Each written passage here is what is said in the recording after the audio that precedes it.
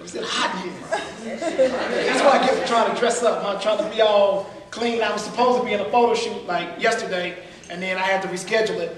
But I was like, man, I done already got my outfit, so I didn't want to waste it. So I just decided to wear it today.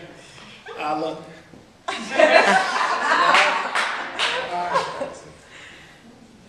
So let's end it like this.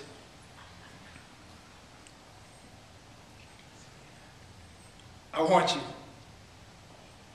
And I say that not as some plan that I've devised to get in between your thighs, but I say that simply because I want to. I want to tell you all of the things that I would like for us to try, but in the interest of time, it would be easier if I just tell you the things that I won't do, because when it comes to you, that's nothing. You see, you strike me as the type of woman that is tired of the lies and just simply wants truth. So I don't want you to believe a word I say, but instead I want you to want proof, because I will gladly represent myself in this defense, because I realize that I'm not on trial for me, but for the first man that broke your heart, and for every man since. So just sit back and play judge and jury while I plead my innocence. First, I want to let you know that I recognize the value of that treasure that you possess. And I could easily profess that if you give me the opportunity that I would definitely be your best, but we hadn't even gotten that far yet. So instead, I would much rather profess how beautiful I think you are in that dress, because I am but a simple man, nothing more, nothing less, who just wants to experience one night of ultimate bliss in the arms of a woman who seems heaven sent, but I digress. I guess I'm just trying to convince you that I'm not like the rest. Because many men will come to you and say that they've been in love a few times. And some will even go so far as to say that they've loved a few dimes, but I'm trying to penetrate your mental with my verbal phallic symbols and make you feel like you've been loved in your mind. Called an alliteration so cataclysmic that you don't realize in your cerebrum I stuck a few lines, because you see, our foreplay starts long before you hit the doorway. And it isn't until you reach the end of your day that you realize why you nicknamed me the Whopper, because you know that when you get home, you can have me your way.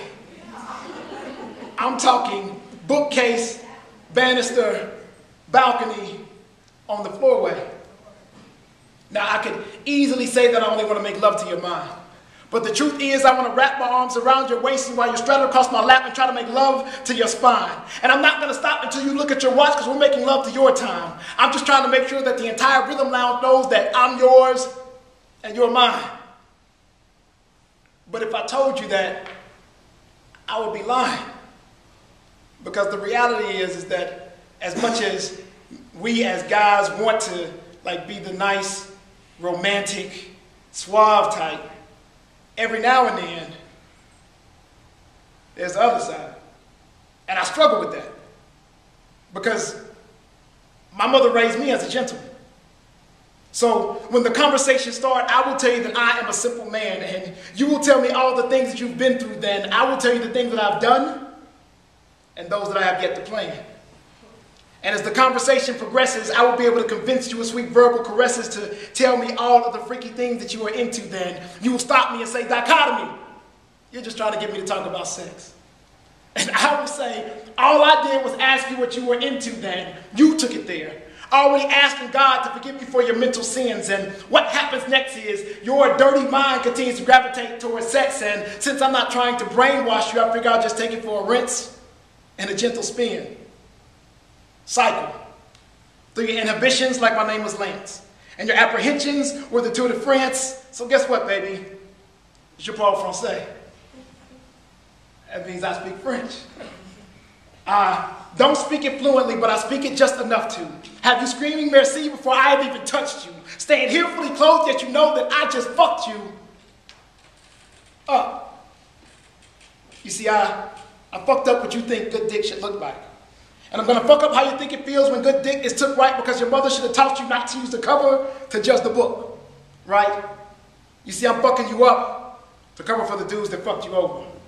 Promising you nights of pure passion while they play with the pussy, when if they met you now, they couldn't get lucky with a horseshoe, a rabbit's foot, and a four-leaf clover. When I'm trying to introduce you to the woman that before me, you didn't even know her. Because that lame-ass dude had you afraid to show her, but baby daddy's home. I just walked through the door so you can bring that ass to me, because I got something for you. You want to know what it is? Don't nobody want to know? That concludes this piece. I have luscious, lickable lips that when I was young used to get me laughed at. But now instead of using them to lace your lyrical liaisons in your earlobes, I'm leaving long-lasting licks from the nape of your neck to where your waist meets your ass at. And if I'm feeling extra freaky, I might lick past that, so you don't even have to worrying about asking that, because the answer is yes. I do. You see, I believe that we're in a good sex recession. So when I find it, I don't want to waste a bit. So ladies, when I have my face to clit, don't be alarmed if I suck a little. I just do it because I don't want to waste a drip. See, I'm addicted to your body like cocaine. So I nicknamed the pussy Diet Coke because I go down just for the taste of it. You got the right one, baby. See, I'm trying to give you the type of trophy that you don't have to race to get. And I know that you've been wearing the hell out those stilettos. So just know that if your feet ever get tired, as long as I have a face, you have a place to sit. Now, many men tried to make you feel like that, but they just missed the slate. Fishing for the G-spot when the entire time it was in front of their face, but they just missed the bait. So I want you to settle this debate. Who's the greater explorer, me or Ponce de Leon? Because unlike him, my everlasting life comes from drinking from the fountain of youth. And like him, I may have had to climb up a fountain or two, but when I get to the top, I'm enjoying the view. Because I'm amazed. I'm amazed that if done right, causing a wetness between your thighs can also cause a wetness between your eyes. And I know that you're looking at me wondering if you can get this in your size, and the answer is maybe. But I guess we'll never know unless you let me get this in your size. Because you see, Michelangelo himself would know that you are where I get my inspiration from. And even though I'm no artist, I would outline your entire silhouette with the tip of my tongue. So baby, this is showtime. Consider this the first episode of the African-American version of Hung, and the sequel is Sprung, all wrapped into one, as I beat up that G-spot and use it as the muse for my next poem, which will start something like, his mandingo gently entered her flesh. But see, that's when I put you into the position that I like best. On your back, legs up, knees bent, with one hand holding both ankles, the other massaging your breast. I've taken off your earrings and asked you to leave on the rest so I can slide those panties to the side and wear your legs like a vest, as the point of your stilettos are digging in my chest. This is the emergency broadcast system, but this is not a test. And these are not just words. And I know you may find it difficult to believe what you just heard, but that's because you're waiting on these other dudes, and me, I just serve. So what I need you to do is get all the confidence together that you can muster, because somebody's going to experience it tonight. So if you don't believe me, then maybe you'll trust her.